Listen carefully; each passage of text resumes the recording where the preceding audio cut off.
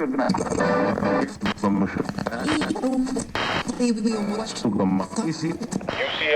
proudly presents the UCOMMS podcast.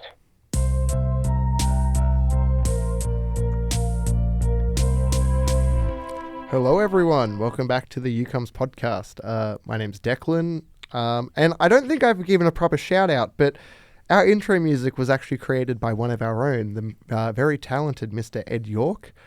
He's in a few different bands as well. I think he's got Your Personal Chef, and he's also the guitar player for Gia Ransom, and they've just released a new EP, so probably go check that out if I were you. But anyway, quick shout out to Ed. But as I was saying, my name's Declan. With me today, I have, as usual, my lovely co-host Taiga. Hello, Taiga. Hello, it's great to be here today on Monday. Yeah. So what do you think of Ed's intro, just quickly? I really like it. The more I listen to it, the more it's kind of drags me in. I thought it was really good. We kind of asked him, it's like, desperate, hey Ed, we need an intro. We know you do music. Can you please make us an intro? And it was great, especially for the lack of notice we gave him. Yeah, but you should definitely go check out his pages on Instagram. Really talented dude. It's really, really cool that he was able to do that for us. But yeah, cool. So I guess we'll just get straight into it. So, Taiga, it's a big time for UCOMMS at the moment, isn't it? Well, actually, it's not. However, tomorrow, tomorrow on the 2nd of September at 5:30 at UCX Bar, we are once again hosting Trivia. Now, we're doing the same topic of brands. Okay. This time, we're doing different areas. It's been a bit harder. Okay. Questions about cars. Questions about drinks. I'm sure it'll be fun. What's like car brands, drink brands? Like exactly. What name this brand? Like, is there a Zoom question? I don't know, but we do like to do emojis. Emoji questions are fun. Oh, okay. I like to find obscure trivia. It's always good to know a full facet of the brand. Okay. If I gave you 2 emojis right now, would you be able to guess the brand? Probably not, but let's do it anyway. Okay. The emoji I'm thinking of is just the emoji of the color red. That's it, just red. Red. And then the second emoji is a horse. Red horse. Wait. It is a car brand. Wait. Oh. Okay. I'm really bad with cars. Okay, well, just think of a car that. What car is classically red? What sports cars are like classic red? I've got to guess. I'm just guessing Ferrari. Yeah, that's it. I thought Ferrari. Classic red color, horse on the logo. Yeah. So I guess that's the European cars. No, but is that the kind of stuff we can expect? Yeah. At the trivia night. Yeah, I think maybe not Ferrari as the. No. But definitely not. But like we would expect that, but be prepared for some niche ones. Cool. And the last trivia night you had was, I think, at the time, it was the most successful trivia night that the bars had. So do you think you'll go 2 for 2 now and go, really high successes, or? I don't know. I probably not. But then again, all these people might really liked our trivia night. Yeah. Obviously, because everyone uses brands at some point. It's a really easy way to not make questions about marketing or something. Yeah. So cool. I think that's another interesting point. Damn, so that's happening tomorrow. Yes, it's happening tomorrow. At the UC Bar. UC Bar, 5:30 p.m. start. Awesome. Cool. I'm really, really excited. I think the last one we had was a really cool experience and really fun event. Not only for us, but I think for everyone involved, it was a lot of fun. Awesome. So we've got the trivia night coming up. Are we doing the Tuesday and the Thursday? Is the Tuesday, the study group still happening? Yeah, it is. We haven't had anyone show up, but okay. I think it starts at 10:30. If everyone wants to show up, get help with your assignments. Obviously, most people, they're either doing the subjects that you're studying, or they've done them a year or two beforehand, so they can still provide some concrete advice. Yeah, cool. Come show up, room 9B. Okay, room 9B16. Yeah, that's the UCOMMS room, isn't it? UCOMMS room. We've still got some of our Red Bull left over. Oh, is it in the UCOMMS room? Still in the UCOMMS room. Come grab one if you're a member. And you telling me I can access the UCOMMS room with my my ID card if I'm a member? Actually, there's one issue. Obviously, we'll be in there to open the door. Okay. And it does work as long as you're a comm student. But if you're in a double degree, Okay. That is a bit of a hassle, but if you can just give us your email and we can get it solved. So. Okay. So just tell UCOMMS what my email is if I can't access. Yes. No, what is it? 9B16? 9B16 if you are like a comm student, and Cool. we can get that sorted. Also, I'd like to point out that there's a bunch of computers in there as well. Yes. That you can use to help you study. And those computers have actually been set up by Sean to have a program on it that you kind of need for one of the units, the media analysis Got unit. Asteroid on there? It does have Asteroid on it. Wow. I didn't get Asteroid for that class for so long. Yeah, so he's put Asteroid on the computers in 9B16, in 9C26, and one of the rooms in Building 11. I think you have to ask him specifically. 11A48, right? Oh, it could be. I did it last year, so. Okay, yeah. Yeah, I think that could be. But this is why we go to the study tour. So, what units are you doing this semester, Taiga? I am actually... Now, I've been very much extending my degree because I get burnt out if it happens all at once. So okay. I'm just doing... I think it's like one of two... I'm doing social media campaigns. Yep. And public opinion. Oh, cool. And they're both CPC-specific units? Yes. Actually, no. Public opinion. Not only is it CPC, it's journalism as well. Oh, okay. Are these like core units or are these your elective units? Core units. Oh, so you're doing two core units. 2 core units. Are they both second year units? They're both third year units. They're third year units. How are you feeling? Let's see. I think social media campaigns. I've got a funny story about that in my first year. Okay. I go to do it because it says that in my study plan. Yep. And I immediately get told by the unit convener, Pro Robson, that it is too much for me. Not only that, it is a second year unit as well. Yeah. So I've been just cut, and she did tell me that it's good to just do it at another date because people get hired based off the work they did. So I took that to heart and realized last year, for my second year, I realized let's not do that. I'm also, because I would have been doing 4 units, and it's like I like to take it easy, so I'll just wait until next year. All right, fair enough. Cool. Yeah, I'm doing professional evidence in media analysis, and I don't know. I think their professional evidence is definitely a hard unit.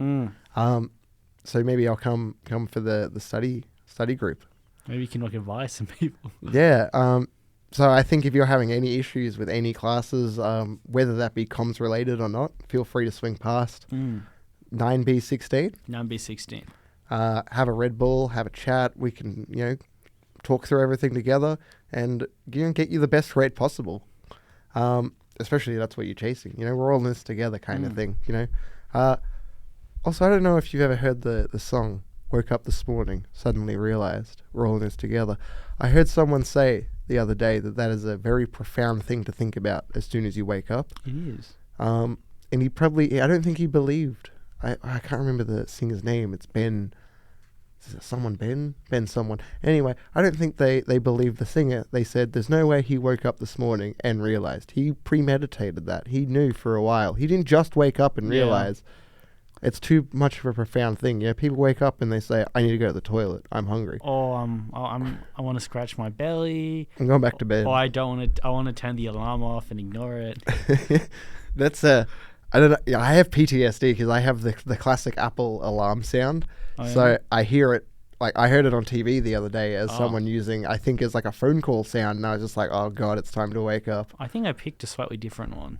Oh, okay. It's like I didn't pick the first option, I picked the second one. Oh, okay. Yeah, I think I just have the basic default one. I don't think I've ever changed it. It's like making a big show that I didn't pick vanilla and picked strawberry instead. Ah, okay. You're very, very smart. So going back to UCOMMS, is there any extra news? I think that's it all for now. We are trying to get excursions got. I've got a few more contacts. Got hold of a few more, so we can send up something else and then see if they respond and try to organize it. Yeah. But if you're interested in the excursions, become a member. Follow UCOMMS at UCOMMS Society, all one word, all lowercase, UCOMMSSOCIETY at Instagram. I'm surprised that every time you've done the handle and you've spelt it out, you've never ever once made a mistake. I think this is the 8th episode, and you've never once made a mistake. I'm very impressed, Tiger. Good job. A little round of applause. I've had a lot of trouble spelling society last year with autocorrect, so... Oh, really? Thank you, Microsoft Word autocorrect. Cool. So there's no more UCOMMS news. That's it. No. Damn, we went through it a bit quick. So I guess just we'll recap quickly. Tomorrow is I guess they're both happening tomorrow, aren't they? Yeah. So tomorrow in the morning at 10 or 10:30, 10:30, yes. In 9B16, we have the study group. So come along if you want to chat about any of your assignments, if you're stuck on anything, because a lot of us in the society are second or third year students, so we've done already quite a lot of the units. We'll be happy to talk and give you advice on what you need and all that fun stuff. And again, free Red Bull. So I mean, that's a pretty good incentive. And then, 5:30 in the night? Yeah, 5:30. Damn, going into the evening. We've got the trivia night, UC bar. I believe they have burgers on discount there on that day. Burgers on discount? I think it's like $13, but then it becomes like 11 or 12 if you're a UCX member, which is free to become, so you can get a further discount.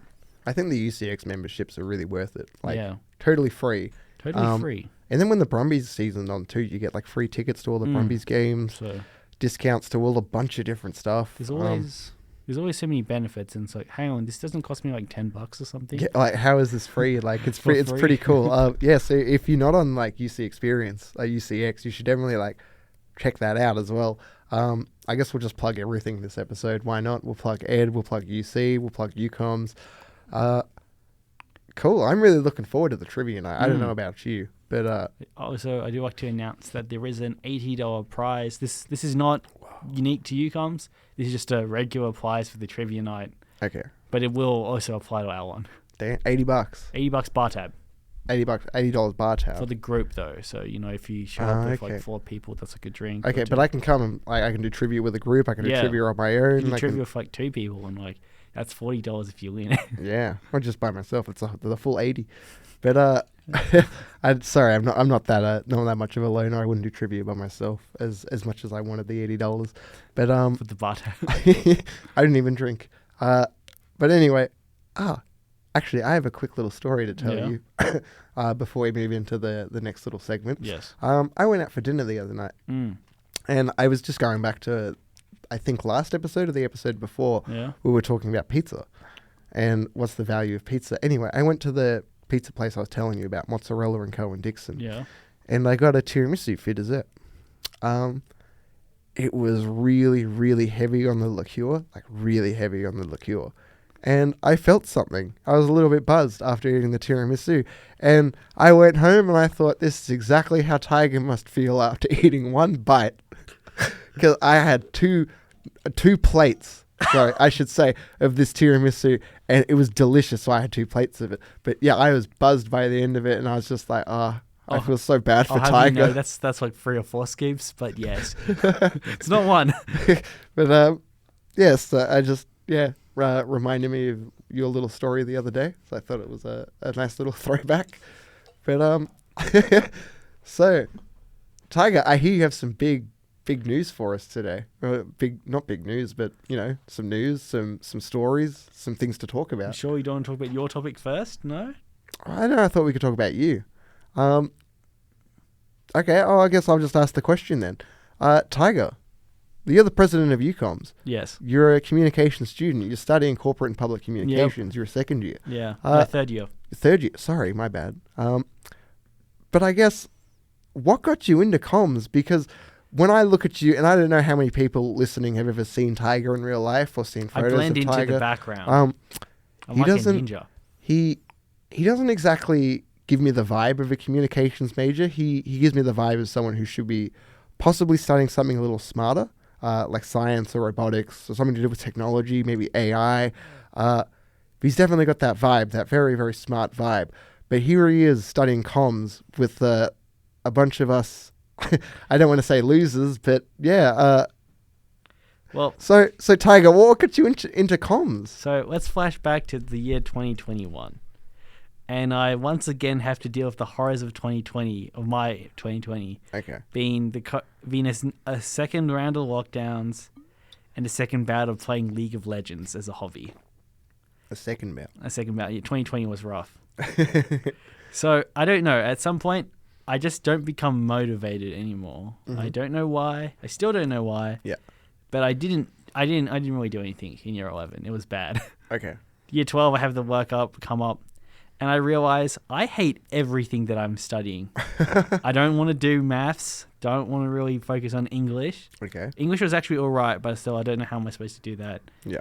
My Japanese is not good enough to go anywhere besides talk to my nephew, who's 8 years old right now, and my niece. Let's see. Psychology, while fun, frankly, I don't want to become a therapist, and also I'm probably not smart enough. Okay. Biology was painful, and economics was just, no. Okay. So I realized, oh my God, I actually need, because there was having second rounds of early entry. Yeah. Because obviously all my friends had gotten early entry, and it's like, I want to get early entry too. So it's like, don't know what to do. Then my father just tells me straight up, oh, Taiga, you should do comms and media. I heard my colleague's daughter does it, and it's like a good degree. And I thought, you know what? This doesn't seem too bad. And I just thought, yeah, why not? Let's do it. I'm not doing a gap year. I can less ways I can change, and here I am. Cool. So why did you use CPC over like Marcoms or? I'm going to be real with you. I didn't know that marketing was an option. Oh, really? on for early entry, like I simply just seen comms and media. I thought corporate and public. Okay, that means I can go either way. Covers all the bases. Exactly. It's like, maybe there's like a few marketing units I can do or something, but maybe it's just not a whole degree. This seems great. Okay. And also shout out Prue Robson. She's the best unit convener and teacher I've had so far. So that's part of the reason why I stayed, because she makes it so good. Big shout out to Prue. We'll just do all the shout outs. So good.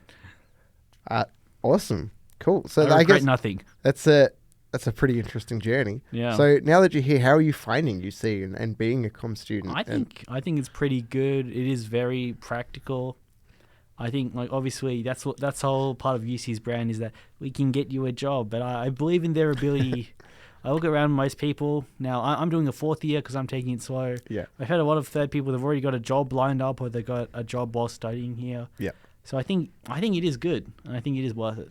Okay. Yeah. I actually got a job lined up through my placement that I did through UC for because I graduate later this year. I've already got a job lined up for me, which is quite exciting. So how did you get into UCOMMS?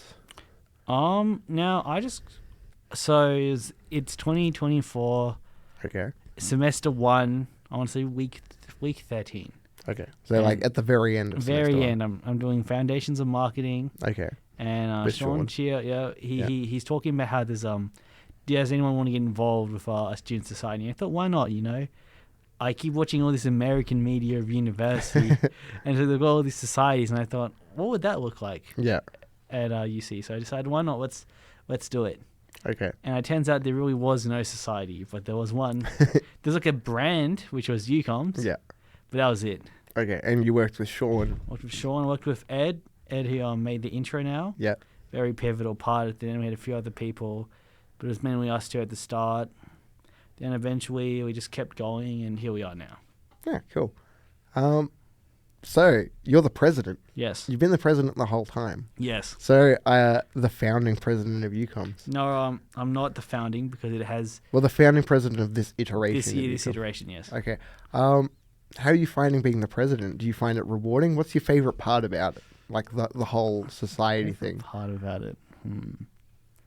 Actually, I think it's just coming up with event ideas is fun. Okay. Because I've always been told I've got a very good idea. I have very good ideas. Yeah. And just really improving the execution of said ideas. Okay. This is a good way to actually do that. Yeah, cool. And I guess that'll look really good on your resume too at the end, like event management, event building, event coordination.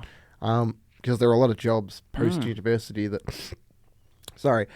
require that sort of event knowledge, especially in the comm space. There's quite a lot of events to be planned and to be had.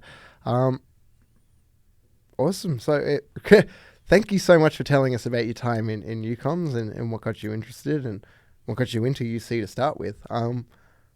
So I guess we'll move on to your topics now. Do you want me to ask any questions, or do you just want to get started? Or? Now, this is about fast food and chicken. Okay, fast food and chicken. Now, two of my favorite things. Today, on my phone, I get a notification. I thought, is it a message? What could it be? No.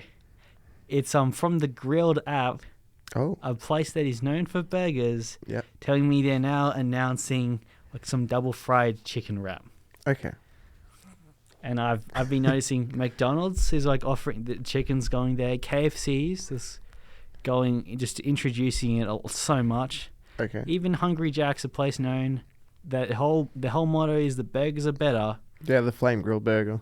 Now it's about the chicken. It's all about the chicken. Jack's fried. So they call it Jack's fried chicken. Jack's fried Jack. chicken. You know? I guess you could argue that KFC that is its thing. It's That's Kentucky fine. Fried Chicken. That's like. But I guess we'll go back to. Do you think it's everyone trying to compete with KFC? No, I think part of it is that I believe that it is cheaper by volume to sell some sort of fried chicken. Yeah. Over beef products. I think that is the big thing, if not already. Are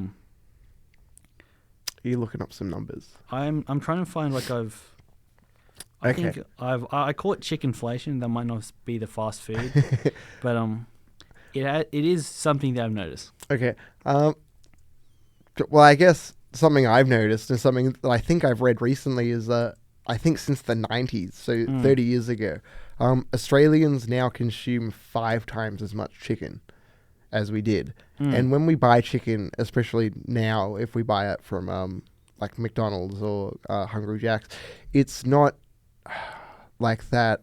Like when you buy a meat patty, it's been ground up. It's been essentially reconstituted. There's so many different parts of like bits of meat in there, bits of fat in there. It's all mixed together. Like you're eating one burger, but the meat in there isn't just from one cow. If that makes sense, because it's been processed so much. Whereas you're getting chicken, like generally that quality of chicken, especially for the higher quality McDonald's burgers and the higher quality Hungry Jack's burgers, they're a single piece of chicken. So it's like the quality, I feel, is a lot better, and Australians like probably realizing that if I eat chicken, I'm essentially eating a real piece of meat, whereas if I get the burger, I don't know exactly what I'm eating. I don't know what is in there, because I find that when fast food have sort of like a brisket special or something, and it's like a solid piece of meat, that tends to sell really well. I guess it's because it's not just like a big grind of different sorts of, different cows all together. So I think chicken's a lot more popular than it used to be. Yeah. And then the whole supply and demand thing comes in then too. Like the demand for chicken is a lot higher, so therefore the supply of chicken has to increase.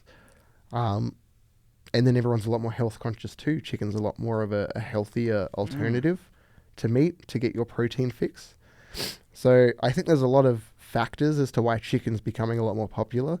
But it's been interesting to see something like chicken wings, for example, because I've seen McDonald's has just started doing chicken wings. So chicken wings, I originally started as like, hey, it's not a very good cut of meat because it's just like the wing. It's bony. No one really wants to eat it. So they're generally sold at pubs and bars to help upsell beer. Whereas now I'm seeing chicken wings sell for more than like a whole chicken would. 4 chicken wings from McDonald's that cost more than a rotisserie chicken from Woolies. So, what's the value of chicken? I think that's a good question, but I just while I try to figure that out, I did find on the ABC that the world ate more than 1 million tons of chicken in a year. Whoa. And Australia was 1.4 millions of that 100 million. Pardon? We ate 1 million tons of chicken here in Australia in 2024. Whoa. So I think everything you said is just completely correct, because 1 million tons. Yeah. Well, I don't know. I think cost of living too is definitely a big thing. Chicken is far cheaper, as you said. It is, like when I buy red meat, it's especially when I buy lamb or pork or any sort of beef, it is far more expensive for the quantity that I'm getting as opposed to chicken. I've noticed chicken has gone up in price quite a lot too. I don't know if obviously you would know this, but I don't know if a lot of our listeners would know this, but before coming to university, I was a chef. currently coming up on about 9 years of being a chef, although I'm trying to, once the degree happens, obviously, won't be in kitchens anymore. But I've noticed that the price of chicken has gone up dramatically, especially since sort of the last decade. I think 2018, I used to be able to buy a kilo of chicken thigh for $7.50. And this is from Woolworths as well. So we're just talking about Woolworths, like wholesale, everyday consumer prices. Probably about $7.50 for a kilo of chicken thigh. I think now it's probably double that at $15. If you could look up chicken thigh on the Woolworths website, it's sure to tell you the cost per kilo. But the price of chicken has essentially doubled. And I don't know about the price of red meat doubling as much, because going back to mince, you can get like the containers of mince. I know that a while ago they were $5. I can still find $5 containers of mince. So I'm not sure if the inflation is hitting red meat quite as much because the demand's going down so much. And that's why chicken prices are going up so much.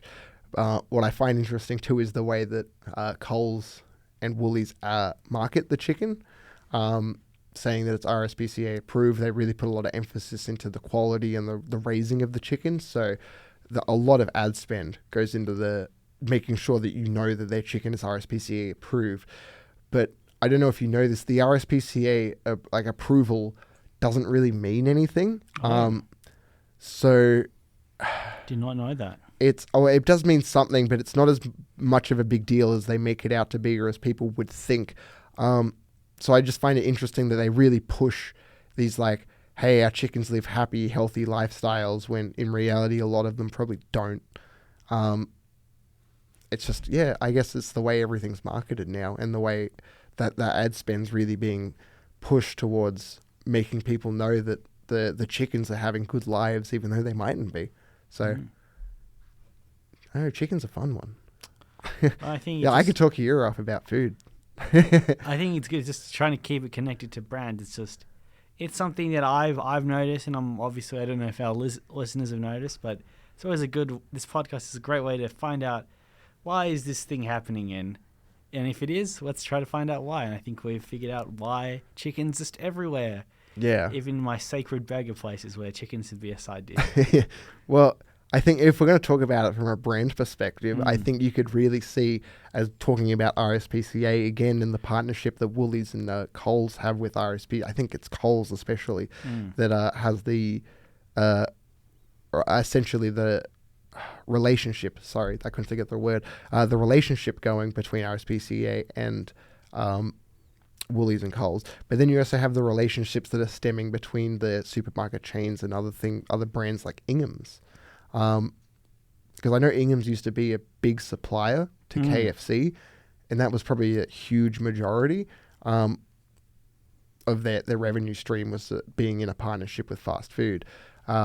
And even a while ago, KFC was really pushing the hey, look how fresh and good our chicken is, and they have really happy lives, and hi, I'm the KFC cook, and I cook all the free-range chicken and everything. So I think partnerships really have been pushing chicken so much. Yeah, especially between like the big brands like RSPCA, UCOMMS, Coles, Woolies, partnering up and just like really tackling that, making it a cost-effective, a really highly, I don't know if you see like chicken ads or chicken when you walk around like a supermarket, it's really high frequency. So you see a lot of chicken everywhere, whether that be raw chicken, cooked chicken, processed chicken, chicken in the deli, chicken bits from like slices or whatever. There is a lot of chicken product. There's so much. So I think it's a really cost-effective way for the big supermarket brands to kind of, push a new protein onto you that doesn't cost them as much. And go back to I don't mean to get so sidetracked, but back in the day when lamb, I think this is still an issue, where the farmers are getting paid possibly $1.90 per lamb, and then it's being sold for $19 per kilo. Pretty wild stuff when you think about it. And I think that's where a lot of distrust is also stemming from the supermarkets. But I think we're going to get a bit sidetracked from talking about chicken if we're going to start talking about supermarkets and distrust and all that stuff. So we'll probably keep that for another day. Yeah, but I think that's just my opinion. I think I went on a bit of a ramble there, but my apologies. I when I go rambling, it's often off topic, unprofessional, the complete mirror of what you went on. It's much more informative and still relatively related to the idea, unlike mine. So well, yeah, but like, what do you think? What's your idea? I just simply think chicken is easier to use. Yeah. I think it's more palatable. You need less things to do around it, because if I'm thinking, if I want to sell a burger, it's like, unless it's like adding an extra patty on, which I already have cooked a patty. Yeah. I've already got the sauces, the bun, and the various condiments. Like anytime, I think just chicken is just simply easier to sell in general. I wonder if there's like a environmental push as well, because chicken takes a lot less space. It is. So it's a lot less, and they don't eat as much grass. They're not producing as many methane emissions. So I wonder if there's kind of an environmental push from a lot of companies that want to lower their emissions to kind of change more towards chicken, as it's I guess less polluting form of protein. Just because I know that cows produce quite a lot of pollution. Yeah. So I wonder if that's an argument that you could sort of say. That's an argument. I remember in biology, I don't remember much, but I remember out of most things, beef was really bad for the environment. Yeah. I like it. It's like there's a certain amount of like how much feed you were using in the product. Yeah.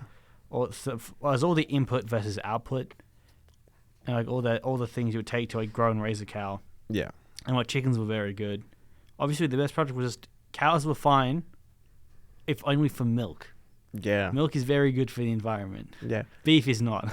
Because I think that's going back a bit historical as well. Cows were generally not eaten because they were workhorses. Like they could pull things, they could help plow the land, you could get milk off them. There's no point really killing the cow to get the meat because it was such a work animal. Whereas now we don't need work animals. I don't need one, you don't need one. So I think a lot of that has sort of changed people's perception on eating beef. And that was especially prevalent through the 80s and the 90s, whereas now people probably aren't as interested in beef. And if they are, they want higher quality sort of beef, like a Wagyu. Yeah. So I think there's a lot to be said about about food, chicken and beef in general. But yeah. I think that's it. So I think let's move on to our next topic. Oh, okay. Which we did talk about a bit last time. Yeah. But it's the minimalizations of brand logos. Oh, okay. I think I just put up, unfortunately we didn't have a video aspect, but it's just something I've been noticing a lot. I'll try to get it up. So Declan, can you see my screen?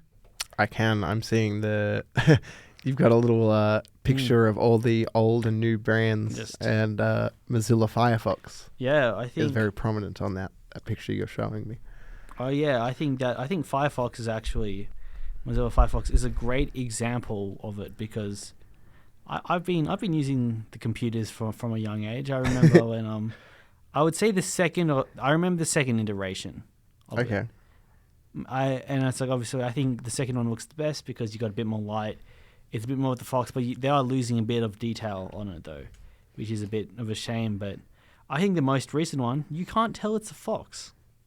No, you can't. The name is Firefox. Yeah. It's like, that doesn't really look like fire to me, much less.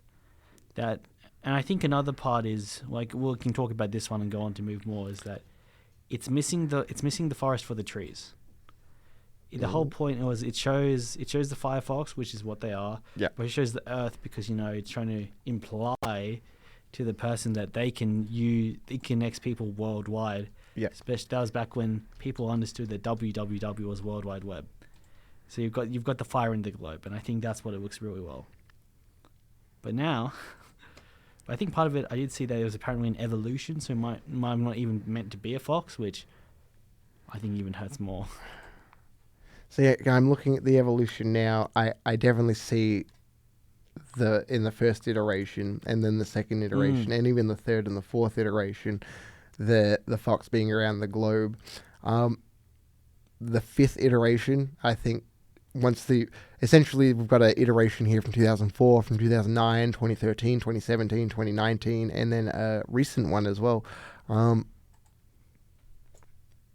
It loses sort of the only thing it sort of maintains is the color. Looking at it, it's lost the globe, it's lost the fox, it's lost a lot of the character to it. Now it's kind of, I don't know what shape is that. It's kind of just like a ball. It reminds me of a netball, actually. I find it scary because I'm looking at a few of these brands.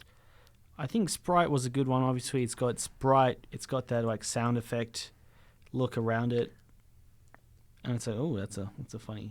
Whoa, what's that logo? Oh, sorry, I found a Firefox logo from 2002 that appears to be a bird. Maybe that's why they talked about a bird in the most recent one. But it was apparently known as Phoenix. Yeah. I had to change it due to trademark things. Oh, okay. So Firefox was originally called Phoenix, and it had a logo of a phoenix, and then it changed its name. But it's all coming together. Still think 2009 is just the best one. I think one thing that happens with minimalization too that I kind of wanted to talk to you about was minimalization of communications as well. Yeah. And minimalization of advertising. And I noticed this especially in car ads, because I was watching a TV show the other day that kind of going over the history of cars and how they marketed them and advertised them. Car ads used to be really fun. They used to really want to showcase all the fun features of the car, not just the safety, but like everything about the car, like the interior, the exterior, under the hood, what's fun about it, going out with your family, and then like having your family explore the car and everything. Whereas now, every car ad seems to be the same. I don't see much personality. I just kind of see the car being driven up a hill. Sometimes they're inside, sometimes they're outside, sometimes they're on a beach. It's generally the background that changes the most. But yeah, so I noticed that car ads have really gone downhill. And then just, I think ads in general, when I look back and I think about ads on TV when I was a kid, you had a lot of variety in ads. You had really low budget ads that were humorous because they were low budget. They didn't really have a way to get to the consumer without being humorous. That was the way that they got your attention, because it was just so low quality. And everything up to a really high budget ad, like a Ajax spray and wipe ad that hires, I can't remember her name, really famous actress, Australian actress. Then that would have cost a lot of money at the time. And then everything in between. So I think when I think back to ads, it was a lot more fun to sort of sit down and watch TV and watch the ads and then laugh at them. Whereas now I think every ad kind of blends into one. They're all the same. The ads that kind of stand out to me the most are the ones that are like they're trying to stand out, but it's not as, I don't know, impactful, I feel like, as it used to be.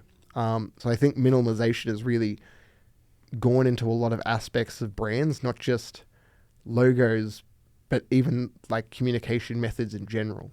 So a lot of it's kind of boiled down into a formula. We get taught this at uni. So the best platform, the best channel, the best way to communicate with your target audience, how to find that target audience, how to gain insights, how to turn raw data into insights, all that fun stuff. But I just want to have fun sometimes. Yeah. I just want to make stupid things. And I feel like the ability to make stupid things is lessened because everyone is really, really concerned with ROI and ROAS, which is return on ad spend. So, like, who's going to want to spend a bunch on an ad that's silly if it's not going to do anything? Which I fully understand, but, back in the day, we might have spent money on ads that were silly. I think it's made. I think that's why I think Duolingo kind of blew up a lot because it was very silly. Yeah. In this world that's becoming more and more serious, but I think that was its just big advantage is that it just gained that popularity, and got to the point where it is, because I've heard a lot of people describe it's not a great way to learn a language from their experience. Yeah. But it became so ingrained because they were so funny when no one else dared to be funny. Yeah, and I think it was breaking a lot of new ground too, because it was being funny on social media. We're in a time where a lot of other brands, when they were trying to be funny on social media, it was generally forced. I think Wendy's is a good example of one that wasn't forced. It came across pretty naturally, whereas I think a lot of other brands kind of saw Wendy's and they were like, we need to connect to the youth. Yeah. So they tried and they didn't really succeed as much, and then everyone tried to sort of copy each other. It was really hard to stand out as a brand, as a voice, because every brand online was kind of saying the same thing, touting the same thing. And then Duolingo came along and then became essentially what Wendy's was at the start, the kind of, I want to say, trailblazer of comms strategies. But yeah, definitely interesting to think about. You know, the way that they sort of like captured a very specific like segment of the market, and then just grew beyond that to have, you know, very, very high reputation beyond people trying to learn languages. Just their market segment, like everyone knows who Duolingo is now, whether you're trying to learn a language or not. I feel like we've spoken about Duolingo quite a lot on this show. Duolingo, if you want to sponsor us, just hit us up. Thanks. We'd always take a bit of extra funding. Taiga doesn't look very happy with that statement. Yeah, I don't think we'll be partnering with Duolingo anytime soon. I don't think we will. I don't think I like them, but I don't know. I think it's a good example of what to do, and if it's most recent AI thing, it's a good reason not what to do. But I just think part of that is that it was kind of getting old. Yeah. At that point, like I remember the first video, it was just a one-off. Like it was just the video. It was April Fool's, the owl being passive aggressive or being mean to everyone.